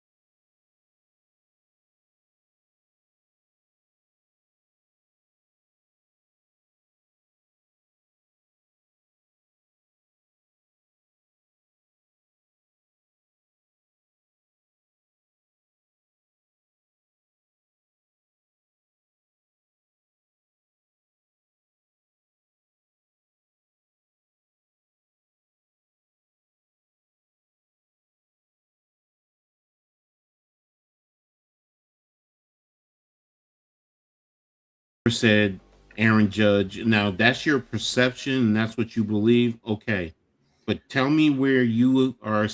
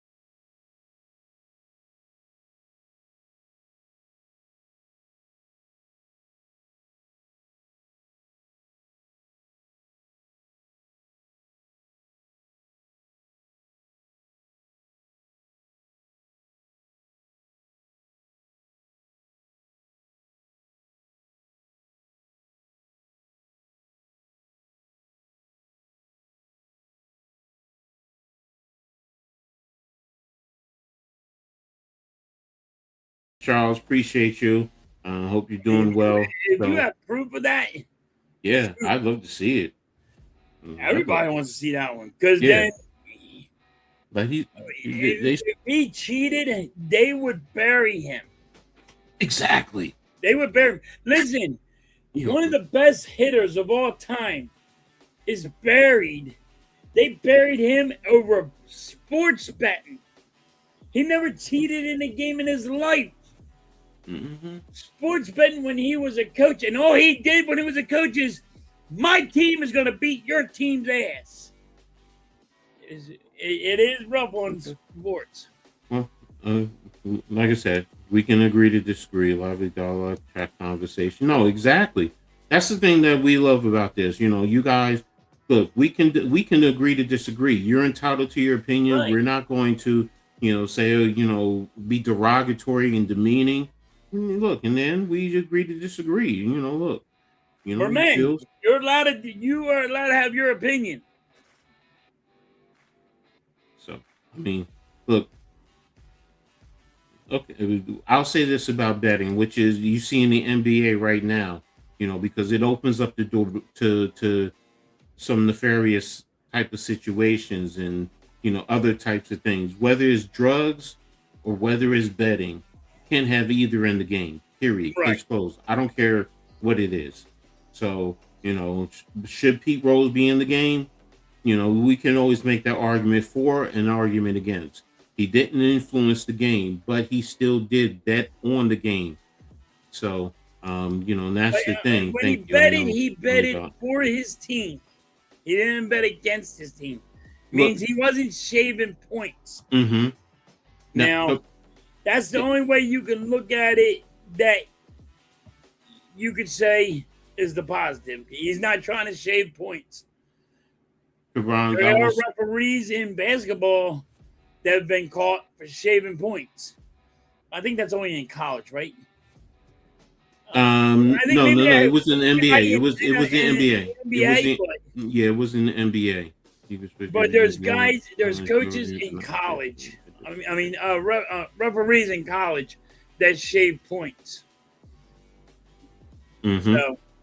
Yeah, no, you had the kid at TCU, at Texas Tech right now, who because he bet, and look, he's not getting an opportunity. So, I feel McGuire cheat bad when he played. Look, we can argue, and I think that's what he's talking about, McGuire. I think that McGuire cheated. That's facts. We can say we think such and such is our opinion. Yes, we don't know for a fact. It's just our opinion. So, and that's the beauty of it. That's the beauty of having the opinions and having discussions like this, because we may end up changing because we see something that we're wrong. I ain't got no problem saying when I'm wrong. So, after 1990, they outlawed betting. Betting in baseball is illegal when like it or not, but Pete should be in since he passed. So, we know what you meant, McGuire. Yeah, you meant Mark McGuire. Yeah. Mark McGuire got caught doing steroids. Listen, Barry Bonds. I think Barry Bonds should do it, but when he got caught for steroids, he was doing steroids to get back onto the field, and that's what the doctors gave him. But that's what I mean when I say baseball has the highest drug thing, where you can't get away with the sniffles. Mm-hmm. In baseball. Football, yes. Basketball, yes. Hockey, yes. Yeah. All of them. So. But in baseball, the drug testing is through the roof. Mm-hmm. Sosa with the loaded bat. He can lie and say he didn't mean that. I will say this. Here's the thing that, and we talk about this one is cheating during this time frame. I'm sorry, ladies and gentlemen. I strongly believe this. No proof. It's just my opinion. I think everybody during that time frame was doing it. They're just the most notable, but there were pitchers who, and I've heard the stories. Look, you got pitchers. They got friggin' pines, exactly pine on their head, and you're like, yo, wait a minute, look, see this dark spot right here? That is bringing pine, and they wipe it off. Look, you know what I mean? That's cheating when you're trying to get a grip. Yes, when you're doing thumbnails onto the field, and you have freezer checking on because you want more friction on the ball, and you're sanding your hand down. Did it? That's why I say, you know what? Put them all in. You want to say put an asterisk? Everyone during that time frame that you really think so, fine. And let people make their own decisions. A lot of pitchers done. You want to know probably the most people that cheat the most in are pitchers in baseball. Mike, we know that. We know that. But, the thing is, when you do get a prescription from a doctor, that's the whole point. You still have to go. You still have to go through the major You league have to to let go them through know. a process, Mike. Yeah. You got to go to the Major League Baseball and say, "Hey, I got a prescription from my doctor." Mm-hmm. They go to their doctor and Mm-hmm. say, "Hey, does this guy have to have this certain prescription?" And he can say yes or no. And they go by that. Look, So if there's a steroid in it, can you have one that don't have a steroid in it, or something of that effect that would seem like it's a steroid, then that's what would have to occur. athletes cheat. Not just one particular sport. Not just baseball. Not just No, basketball. Not just football. people Not just cheat, dude. they Listen, you all get underneath the cheat. pile. Somebody's bending a finger, breaking somebody's finger. So look. Somebody's punching somebody in the side. I mean, So there's cheating in all sports. again, you get hurt in all sports, and steroids medically, as long as you have a doctor's prescription and it Right. goes through the process, every league will say no, he's medically cleared and it's fine. It's not giving him an advantage. If it's just helping you heal, different story. But if it's giving you a medical advantage, that's where Right. the issues lie. And That's that's the where issues I lie, know when for a it gives fact. you an advantage. That's why baseball players, the pitcher, if you see them taking pine tar and putting on their head, Oh, okay. You're saying HEH is not prescribed. Okay, that's fine. That's fine. You're saying in one regard it's not prescribed by a doctor. Okay. The HGH. I understand what you're saying. Steroid, yes. HGH. And so you know what? Sometimes you have to differentiate, Mike, because we have a tendency as people just put everything all in together. yes, But like you say, you're separating you're HGH versus separating steroid. That's cool. So, but the next topic we want to talk about, as we start to close down. Now, halftime, I know you said no, he's out. He's out after the season. And I actually found an article that talks about him saying he'd love to come back as the manager. And I hope he does. I hope he does. Just had it. I think he's going to be. I think he's going to be out. I think they'll go for the coach from the Red Sox. And here's the article. Come on, open up. Here it is. Sorry, I should have said it. This is on Ring the Bell, which is a Phillies. It's not associated, but Todd Zola wrote amid research, Emmanuel welcomes the idea of staying on as Phillies managers. The Phillies have been the second best team in baseball since Don Mattingly became interim manager April 28th. Perhaps they will remove the interim tab. Perhaps he will manage next year.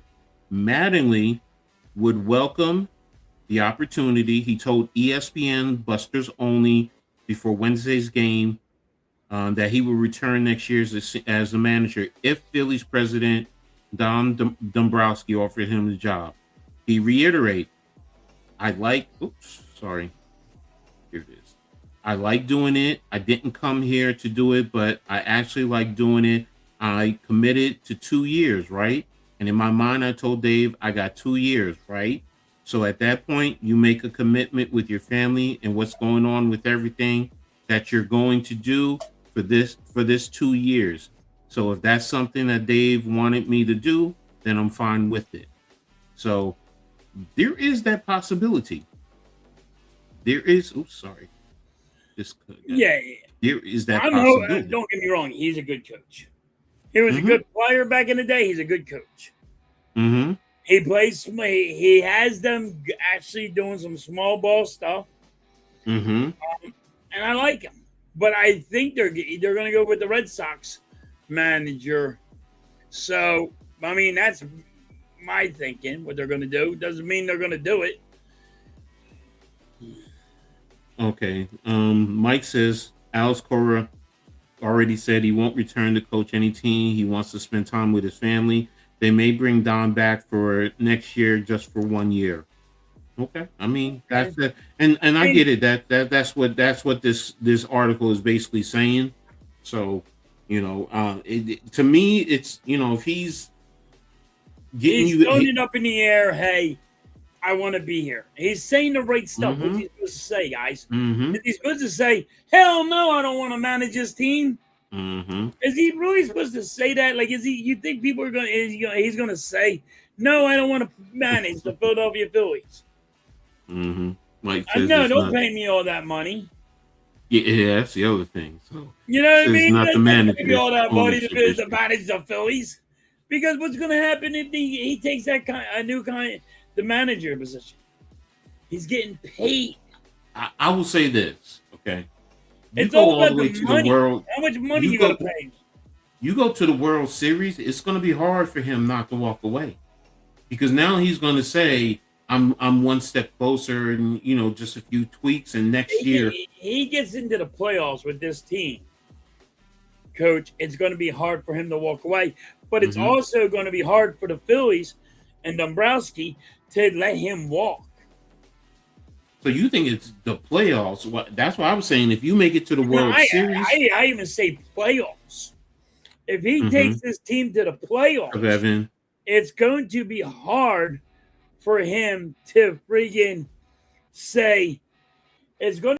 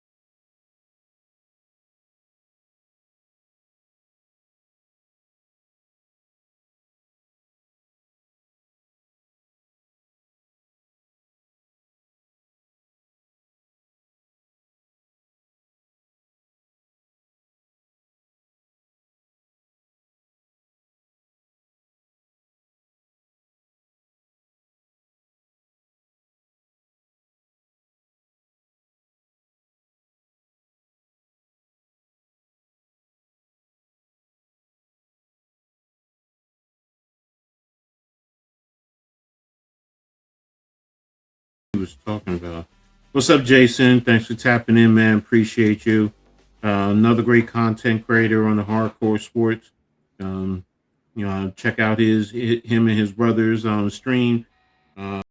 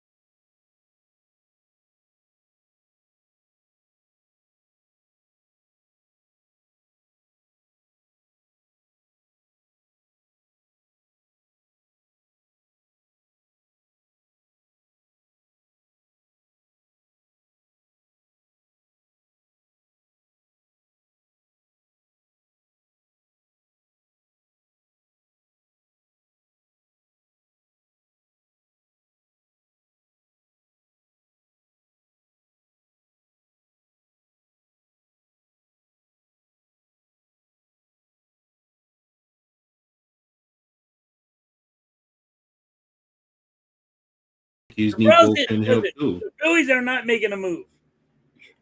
We don't have nothing to trade. The only thing we had to trade is Turner, and nobody's going to want him because his contract's too much money. Even you guys that need a shortstop, ain't going to fork out the money. I know there's one in the farm system. I just read about that they were talking about bringing up. He's just needs a little bit more development because it sounds like they've given up on Volpe as the shortstop. So right. I don't know. So, but I mean, that's why I said Turner to the Yankees. They can't replace too many arms in the bullpen. They're just going to have to make some of these guys work. The problem is you can't listen. That's like saying, hey, halftime, go out there and fucking pitch. If you can't, you don't have it, you don't have it. He said, I can go to more, but I don't have 2 weeks. All right, Mike. I feel you, bro. I feel you. But Dandy Don, I will say this. For those of you who don't know, he's my all-time favorite Yankee. I'm telling you that now. Hands down. I know I go back to look, I even saw Reggie Jackson play. So, that's how far back it was Don Mattingly, Dave Winfield were two of my favorite Yankees going back in the time. Don Mattingly was a good third baseman. I'm sorry? Third baseman? Who? Don Mattingly, right? No, he was first. Oh, I thought he played third for you. No, he played first base. He did play third, too, right? No, he didn't. He only played first base when he was coming up, maybe they moved him around, but when he was on the big leagues, he was the first baseman, and he always, for the most part, hit in the fourth spot. Different time, different era, but and now he was always hurt. That was the other thing. Because he wasn't on the 90s. He ended in 95. But if he could have stuck around that 1 year, he would have gotten his ring, because I think that's what hurts him for not getting into the Hall of Fame. Because that's the one thing I hear, that the reason why is because he was hurt, and if he had a ring, he would probably be in the Hall of Fame. But yeah, he's an all-time great as a Yankee for me. He's my favorite all-time, hands down. So, but that's me. I'm biased. He was a good player. Yeah. So. But yeah, I can't say he's not. Nah, he was a good one. He was dangerous. Yeah, he was, and but he knows how to play small ball. He grew up. Yes, he does. Yes, he does. He knows. And now, if you watch the Phillies, there's a lot of small ball going on. It's fundamentally sound. That's Don Mattingly. That's always been what he's been. But this team just sucks. Our bullpen's so terrible. We gave up 11 fucking runs to Detroit. Same with the Yankees. You sound like you're talking about the Yankees. Man. So, Carlton, you ever heard you can't get blood from a stone? Yeah, we know that. So, all right. We're gonna go ahead. Oops. Sorry. Hold on. What did I do? I hit the wrong button. Coach wants to be big today. Nah, I hit the wrong button. We're going big today. No. It's not about me. So, Coach wants to be big today. All right. So now we're going to work on, before we get ready to get out of here, just, a little hockey, some news that, I saw touched at halftime. Just it's the free agent tracker. Like you said, there's really not much, but you talked about earlier with Mitch. Yep. Whatchamacallit, match the offer. So, match the offer, which it actually hurts them. So, yes, he's the highest paid guy. It hurts the Ducks. And how does it hurt? It hurts the Flyers. This is a big blow for the Flyers. They need a center. Okay, that's what I wanted to ask you. So, I mean, right now it's showing win a that fucking face-off. You guys signed a Curry to 2 years, Brunstone to 1 year, Ashton, Reese, Deneen, Kilmovich, Studenic, each signed contracts with the Flyers. So now explain to me what is Group 2, Group 3, Group 6 in terms of free agency. I don't know that whole thing is because it's something starting new that they were doing. Like it wasn't like back in the 80s and all. I can research it. It's not a big issue. I can research it. I'll find out. So, but you see right here, those are, the I guess restricted. Now restricted, I understand. It's like you have the right of first refusal. Right. Kind of just like what they just went through. So, but like you said, you need a center to help you guys, and then you have the unrestricted.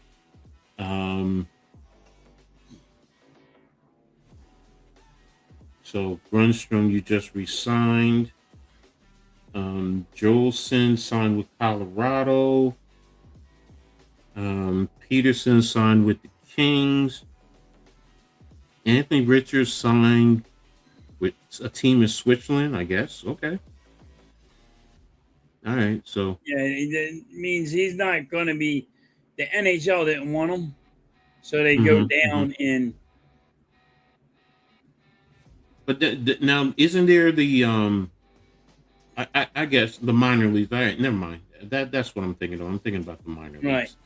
But when you say go down, so I guess that's when I say the NHL don't want them, that means the minor leagues don't want them either.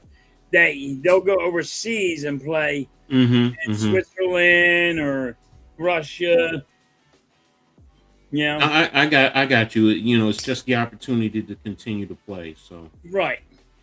So all right. So, but there you have it in terms of free agents for the Flyers. Just quickly, but they can still make a trade.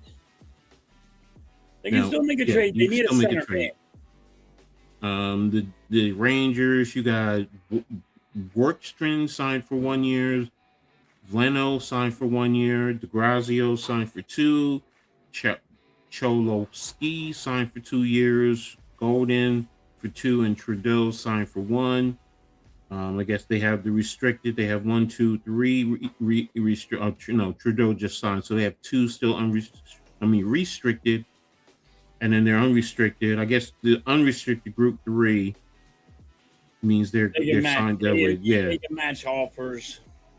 Yeah, they were signed with Washington, Florida, Vancouver. Some of them were locked down where you can't try to steal them away. Islanders got 4 guys that they signed to 1 year contract: Vasily, Vanek, Kessel, Chaffee, and then the Devils. They have quite a few. They have 1, 2, 3, 4, 5, 6 guys who signed for 1 year and 3 who signed for 2 years. So, I heard the Flyers were trying to make a deal with Boston. Oh, really?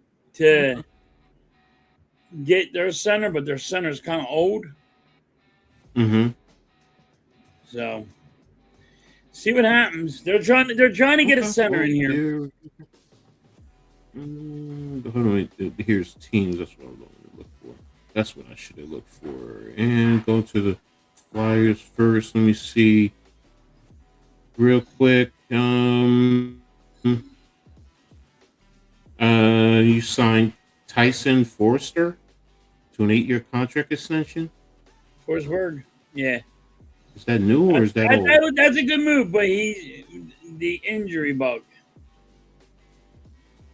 Oh, that's the first. Okay, so it's old. As long as he's not injured, we're good. All right. So there you have it. So that's pretty much it in terms of the hockey news. Anything else that you wanted to add? In terms of hockey, I need to talk about LeBron James a little bit. We ain't. Oh, go ahead. Doing that, right? There's nothing new on him. I'm sorry. Right? There's nothing. No, new there's on nothing him. new. I said there's. I heard that it's only between Miami and the Sixers.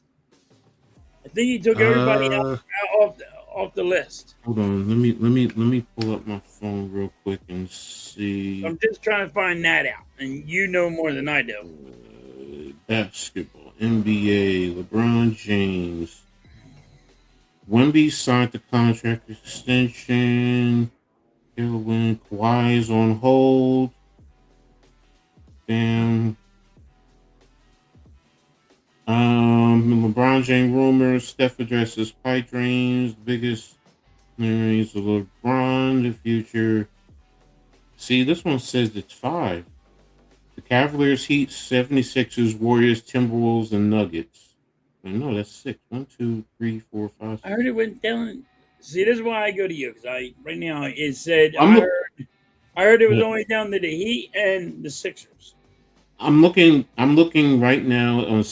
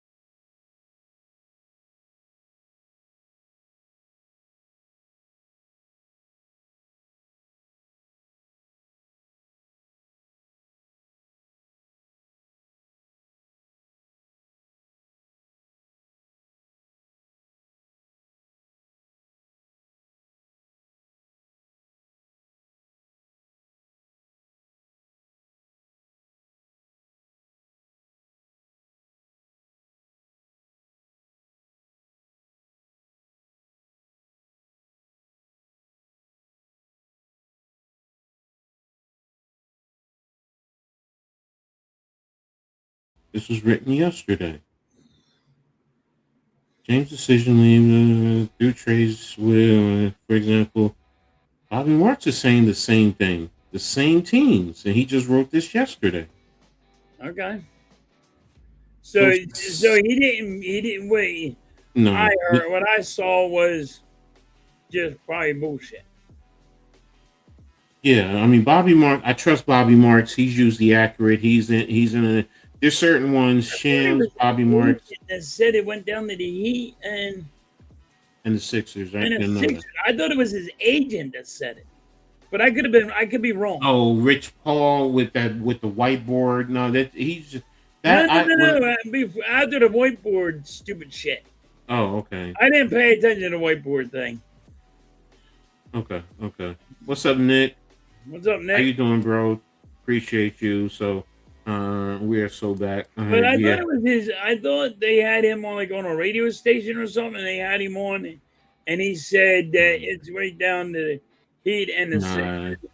Yeah, I didn't hear. Trust me. But if it's him, I'm gonna call because Maxey has the same agent. And they were talking about because Maxey has the same agent. He came on there and said, "Well, it's between the Heat and the Sixers." No, I think everyone. Cleveland is still going to be in play, So, yeah, I don't. Nothing has been said, and as of right now. So, so we're getting. No, you know what? Just because you said that, Nick, no, he's going to the Knicks. And he's going to sign for the Knicks for $1. For $1. $1. There you go. He's going to sign for $1. $1. So he can win another championship. So no. For me personally, I'm going to be honest. I do think he's going to be. I think he's going to Cleveland. That's me. I just got that feeling. I got the same feeling. That's why I remember I texted you what you got your feeling on, because I got my feeling is he's going back to Cleveland. Yeah, but if the Sixers want the best chance to win a chip now, I think it has to have LeBron James here. All right, Cabras. We'll see. We'll He's see. never gonna play with New York. He signed with New York for $1. You trust and believe. First of all, the First of all, union is he going does to it for $1. We can have him examined. No, I don't. I think there's certain certain things within the CBA. I don't think he could sign for that much. So yeah, No, he needs to. he has a certain amount that he got to Yeah, sign. there's For. a vet minimum that he can sign There's a for. vet minimum. I think Yeah. it's like It's $3 like million or No, 3.6 it's like I think million. it's like hold on. Do I think Alexa, we in the need NBA, what LeBron is the James vet to win minimum the a chip? player can sign a contract for? I don't think we need LeBron James to win the chip. I think right now the team as it is, I think we'll advance past the second round. But if LeBron James here, it's all in or bust. That's all I'm saying. That's why If you we were got right. LeBron James here, it's all in or bust. And 10 or more years, it's like 3.6 as a vet minimum. Rookies are like 1.3. That's where I mixed it up. So there you have it. So if he signs, it's going to be around that $3 million range that you were talking about. So whoever it is, whether it's the Sixers, right? But teams are also look. Here's the thing. Cleveland, I think, opened up money so they can pay him more. So you know, with Harden being free, I'm still trying to figure out how Mitchell's new contract plays into that. So we'll see. Maybe LeBron will play for the Celtics because they made a bad trade and they need him. I don't think he will. No, I don't think he's going to force it. It's tougher I think it's tougher in the West than the East. No, I disagree. Disagree. Coach says no. Look, our division alone is the toughest division in all of the NBA. Yeah, it's not easy. Everybody thinks because of San Antonio and OKC. Easy this year, damn it. We need a backup center. Look, LeBron James, and that's the other thing. I mean, does he want to play small forward or does he want to play power forward? Right. So, you know, I mean, again, he could play either or. It doesn't matter. You know, so he's strong enough. So, but I don't think he's coming to the Sixers. Would I like to see it? Yeah. Not me. I want to see it, but that's why I like to see it. Look. If you know me, you know, load it up. I always say I love competition. I don't run from competition. All jokes aside, if you get LeBron James, that's even better because when the Knicks beat you, you know, I don't want to hear nobody say anything because the champ is here. All right, just know that the champ is here. There's nothing anybody can say because the champ is here, and just for the fun of it, here we go. So, Knicks in 5. Oh, stop it. Who's my team? I'm the Knicks. I'm a New York. I'm Giants. I'm Knicks. I'm Yankees. Rutgers. You know, so if you know me, you follow me, you'll see me talk about Liberty, who just lost today. Yeah, I got my Knicks on. I got, you know, look, the last time they won before this one, I was 6 years old. So, but yeah, and I haven't done it in a while. So, let me show it off. Let me bring out the dynasty. Let the champ be here. The champ is here. Got the championship rings. So there you go. No, it's not because I'm a Yankees fan. I don't think he cheat. I mean, if you cheat, you cheat. Look, Andy Pettit, Roger Clemens. I mean, look, I'm never one. That's the one thing about me. I'm honest. I'm fair. You know, you cheat, you cheat. I'm a competitive type of a person, so I want you to be at your best. I want to be at my best, and that's it. How many points a game would LeBron average for you guys? Maybe 3 or 4. 3 or 4 points. Yeah, there you go. 3 or 4 points. Nah, seriously though, Listen, all jokes aside, it gives everybody. If you get LeBron James here, Maxey don't have to play 40. LeBron, you're not going to get a lot of games out of Embiid. So Embiid, what? Embiid probably do 50 games this year. yeah. You know, so. Cabron, no, that's actually one of my coaching rings from my championship as a coach. That's why it's a dynasty ring, because it was a dynasty for a 3-year period. In all my years between playing and coaching, I consider myself a winner. And yeah, I'm confident, a little bit arrogant, but I've only had 7 losing seasons since 1981. So you do the math. I'm a winner. So you're being generous. If Embiid plays 50 games, he's played under 30 in the last 2 seasons. No, he played. Didn't he play 40 games last year? Yeah. What you call it? Mitch said he plays 50 something. I thought so. I think he played 43 games last year. I'm giving him a little bit because I think, and that's another thing. That's why I want LeBron James here. It's only to friggin' show Embiid. He will push Embiid to get on the court. He will push Embiid to be better. Mm-hmm. You know what I mean? Because now he has people like LeBron ain't gonna let Embiid slack. He's gonna be like, yo, motherfucker, get on the court. That's what he's gonna do. He's not gonna deal with the stupid shit from Embiid. What's up, Lil? LeBron, I won't be a Sixers fan until he leaves. I know, bro. He violates everything in sports. I know how much you don't like him. So, halftime B isn't getting any better. That's the thing. He will be better. He will be better, guaranteed, if LeBron James is here. LeBron's, yes, it's not good for the Knicks, but it's also not bad. Because, look, you can make arguments. I really didn't like the Drummond signing, but offensively, he's much better than Mitchell Robinson. He's not good defensively. Mitchell Robinson is a liability, especially at the free throw line. So, again, every player, you have your good things, good situations, and your bad. So, there's no turning back the clock on Embiid.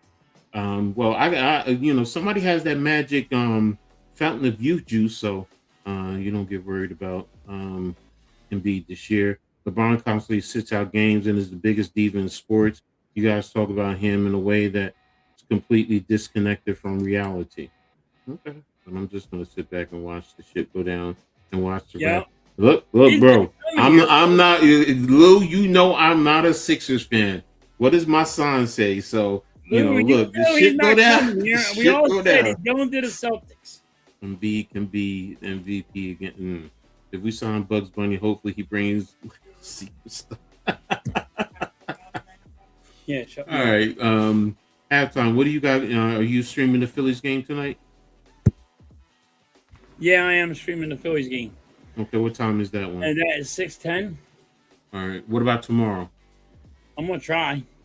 Okay, so I'm gonna try. I don't know. I can listen. I got to deal with Mrs. Halftime and the kids. I don't know what I'm doing. I never know my plans. Nah, I get you, bro. I get you. We're a fly-by-night family. So I don't coach impress you besides just Sadura. Diawara did not impress me the first game. He didn't play a great game. Nickel did because he hit 6 3-pointers. He was 60% on 3-pointers, 6 for 10 overall. I mean, from 3, 6 for 11 overall. So he impressed me. Dadier was okay. He got 20 points, but a lot of his points was at the rim. So, some people loved him, but me, it's like, if it ups his trade value, great. But, again, Nickel, the kid we got from Vanderbilt, we talked about it earlier. They sure did. And you know what? Here you go. What's that? What is that goddamn actor's fucking name that I hate? Will Ferrell. Fuck that guy. That guy's a friggin' douchehead. Uh-oh. That jerk off with the playing Detroit. That jerk off goes, see, I'm the good luck for Detroit. You know what? Go pound sand. That fucking guy's just a jerk off. What a jerk off. I mean, this guy, they're beating the Phillies. 11-2 or 11-1. I can't even remember it now. This guy comes on and goes, because he went to the game and he's in the freaking booth, goes, I'm the good luck for Detroit. Yeah, fuck off, fucker.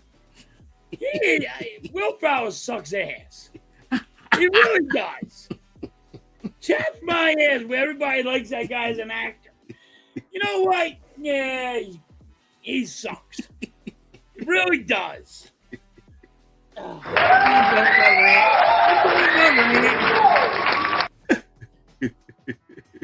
right, you said you're done. Okay. He can go pound. How many times a day do you think that's this friggin'? Probably 100 times a day. So there you have it. So, all right. So halftime is going to be streaming tonight. The Phillies game. Make sure you guys tap in. Tune in tomorrow on the Hardcore Sports Network. If you come back and rewatch this, make sure you hit the like button. Make sure you hit the like on Halftime's channel, Coach Ed Sports, the Hardcore Sports Network, the Aboriginal Sports Network. Really appreciate you guys. Thank you guys for always rocking with us. Go check out Mrs. Halftime's channel. She just put something new out there about her cancer and all. And it's actually a pretty good, cool one. Go on to Mrs. Halftime's channel and check her out. Do you have the link to the channel that we could put in the chat? I don't have the link. Hold on. Let me see if I can find it. Mrs. Halftime has a channel. Just go on to Mrs. Halftime YouTube. Yeah, I'm on YouTube right now. That's what I'm looking for. She had a good video. Guys, go check that out. See if I can get it. If she's Mrs.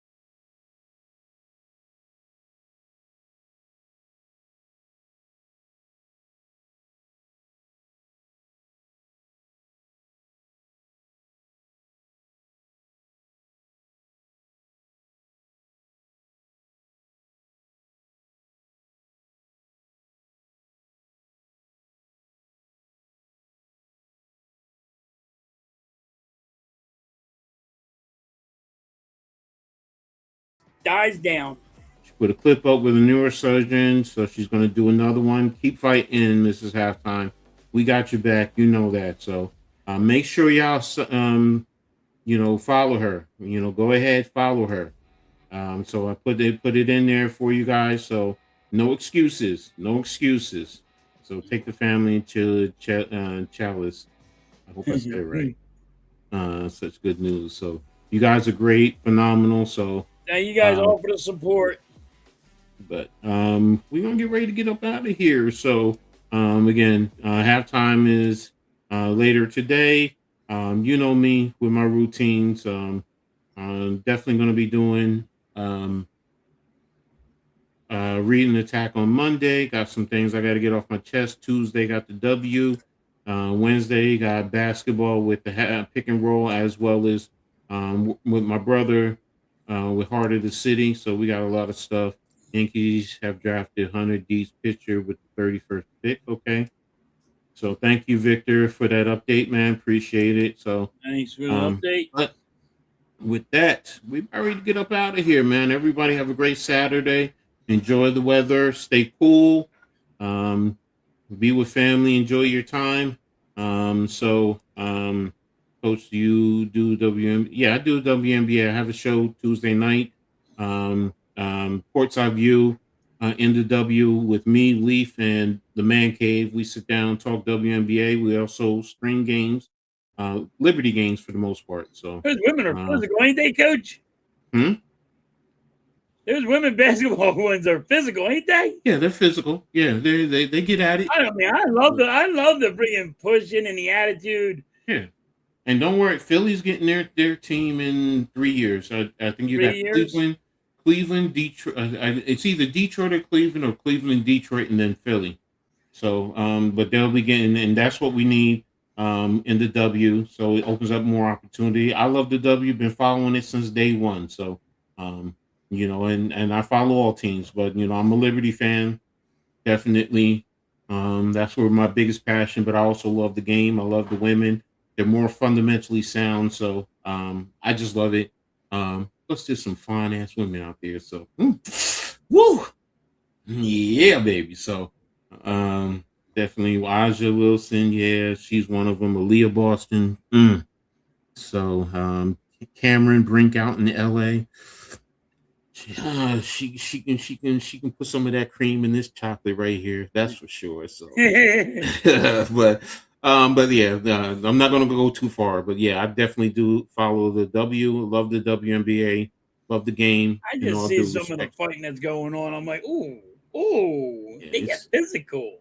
Yeah, they get physical. So they're trying to clean it up. More than the men do. It's like, they get physical. Yeah, they get physical. A lot of it stems from Caitlin Clark, where people want to attack Caitlin, and you have the goods, and she's a good player. She's not the end all be all, but that's another debate. You want more topics? Tap in Tuesday night with me, Man Cave, and Leaf. We're going to talk courtside in the W. It's going to be on the hardcore, the Aboriginal, as well as my channel. So, I also have my Liberty channel, New York Liberty Courtside with Coach Ed. So, if you want to watch Liberty content, that's where I'm going to be at. So, but with that being said, we're going to get ready to get up out of here. I got things I want to do. Got my granddaughter here, so I want to go chill with her for a minute before her mama come get her. So, but with that being said, everyone be safe. Have a great one, and we'll be back next week. So y'all have a good one. What do you always say before we get out of here halftime? Catch you guys on a rebound. Peace. Peace.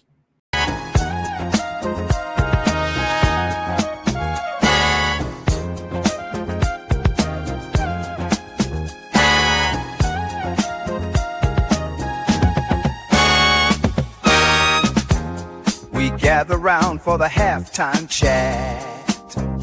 Old friends cracking jokes and talking stats. From life's little games to the greatest plays.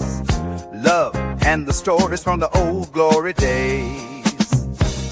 With Philly's heart and Coach's cheer, we break it down every moment, dear. Life is a team and we've got the plan. Sports, love, and laughter, that's who we am.